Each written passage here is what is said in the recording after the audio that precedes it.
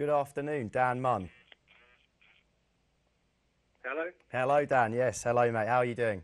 Yeah, not too bad. Good stuff, good stuff. I don't know if you don't know Dan Munn, he is more or less our globe-trotting expert. He'll pick you winners from Arlington to Melbourne, Woodbine, and I don't know whether you watched the last video with him, but he did tip you up 2 winners for the Group 1 race at Belmont last week.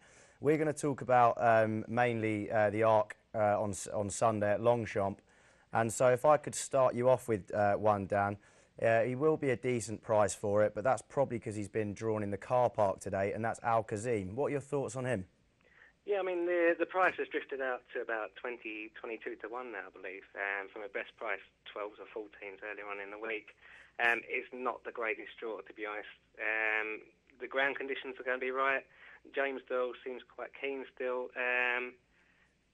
For me personally, Roger Charlton's been quite open to most of us in that he believes that this horse is the best he's ever trained. He's won over this distance before, possibly with a hairline fracture of the pelvis. Yeah. And he comes here with a great chance, to be honest, and it's a cracking price now at 22 to 1. Yeah, he's a horse with a good attitude, isn't he? Yeah, absolutely. That's it. Obviously, he is drawn in the nasty draw of Stool 18. A horse that was drawn in that same stall last year, but sort of seemed to overcome it, was Orfebe, who was arguably slightly unlucky in not winning the race. He gets drawn in stall 8 this time and must have a massive chance. Yeah, I mean, for me, Orfebe is not really one to take for this race. Really? Okay.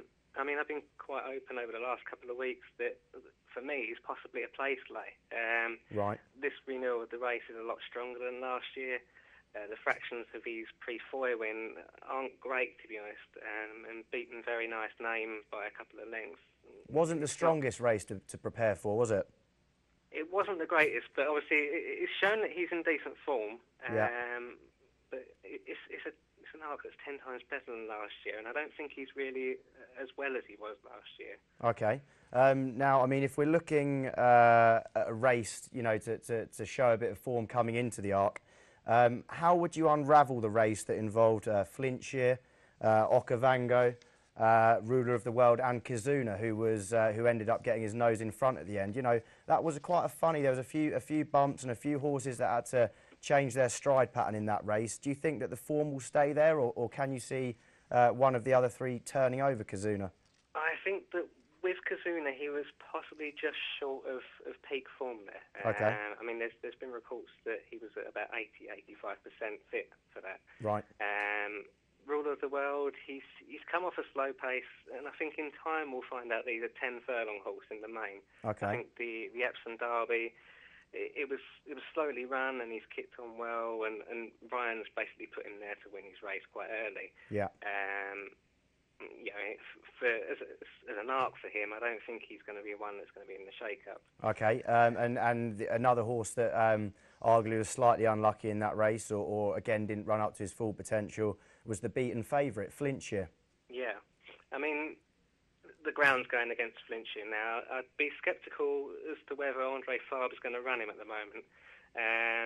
They've got the option of going to the Breeders' Cup turf if they don't run in here. Yeah, that's a bit of you, isn't it, the American racing? Yeah, and he'd go there with a great chance, to be honest. Yeah.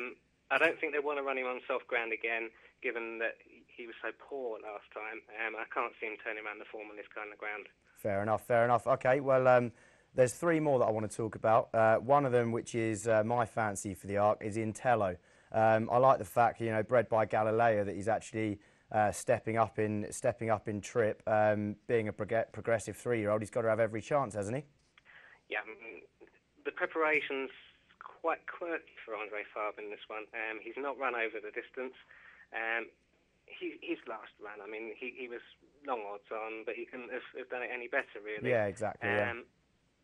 You know, Olivier Pellet loves him, to be honest. He's been quite open that he feels he can win an Arc, and who are we to disagree? Yeah, no, I certainly agree. I personally think around 12 to 1, you know, he's got a nice draw there in 9. You know, as long as he gets a nice run in the race, he might be picking up a couple of places there. Let's look at the other 2. I'm sure you'll know who I'm talking about. One of them being Novelist, who broke of course, the King George record. How do you feel about his chances, Dan? I think he's possibly been underrated here. 5 to 1, and he's a lot better going right-handed. I mean, his performances in the Grand Prix de Saint-Cloud and last time in Germany, both going left-handed. He wasn't that great in the King George and in his other starts going right-handed. I mean, he's exceptional. Ground's not a worry for this one either. He's won on firm, he's run on soft. One on firm, and he's by Monson, so he's going to love a cut in the ground there if it does come. That's it. I quite like, you know, if I was to back one that's slightly shorter in the market, I think it would be Novelist. Let's just talk about the last one, who's bound to be short because he's unbeaten. It's a shame that obviously Dettori's not riding him now with the broken ankle. He'll be in a misery about that. But he has got Thierry Jarnet, who's got 2 arcs to his name himself, and the horse he steps up on is Treve. Must have a chance, no? Yeah, I mean, there's been quite a lot of negativity about the draw with this one. Drawn in stall 15. I don't think it's as big as negative as they're making out. For the horse, she needs to drop in. From stall 15, she's going to have the perfect opportunity to do that. And Thierry Jarnet, he won the Prix de Diane on her. I don't think there's as much concern that needs to be on that. Right, OK. I don't know whether you're a stats man, but if we look into just a couple of stats, obviously, I think it's 3 of the last 4, is it? No, it's the last 2 races have been won by fillies, and 6 of the last 8 have been won by 3-year-olds. So that's really playing into the hands of a horse like Treve, isn't it? Yeah, I mean, and her performance last time had all the kind of... It reminded you of Zarkava, to be honest. And, you know, she was exceptional, and it'd be great if Treve could follow in her footsteps. OK, lovely. So if I can take your selection, whether you want to give me one or give me one in each way, I mean, give me 5 if you like. I don't reckon they'll win, mate. But no, if you can give us your selection for the Arc. Yeah, I'll go with Novelist as my main selection. Like I say, going right-handed. He's going to be quite handily poised. I think he's a great price at 5 to 1. The one that I'd go against the field with, and it's going to be a bit of a curveball, going somewhere, 100 to 1, 4th behind Farve last time and running on late. If he gets a stronger pace, he's going to be coming there really nicely and really late, and he's going to be a cracking price. Cool, 100 to 1, 100 to 1. Well, you know, if I can dig out a few pennies, mate, I might go each way on it. Let's just quickly pick up, obviously there is 7 Group 1s, I believe, on the card at Longchamp that day. So if you've got anything else, throw some times, some horses' names at us, and I'm sure the watchers, going by your form, will have a punt on it, mate. Anything else? Yeah, Prix de l'Abbé, I'd be going for Inyo, just because of the way that he runs. Okay. Prix de l'Opera, Secret Gesture has to be winning this. Yeah, I like Secret Gesture. And lastly, Seriously Unbeatable in the Prix d'Or on Saturday. Okay, lovely. Well, thanks for that, Dan. Dan's pick is Novelist.